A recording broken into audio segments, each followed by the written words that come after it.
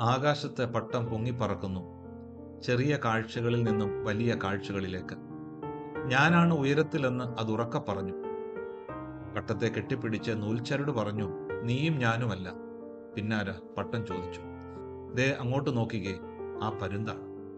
അത് വളരെ ഉയരത്തിലാണ്. എന്നാ പിന്നെ അതിനെ തോൽപ്പിച്ചിട്ട് തന്നെ കാര്യം.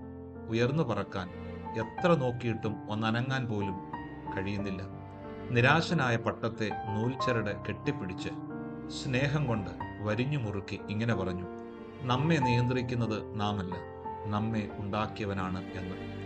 അവനറിയാം നാം എത്ര ഉയരത്തിൽ പറക്കണമെന്നും ഏതെല്ലാം കാഴ്ചകൾ കാണണമെന്നും.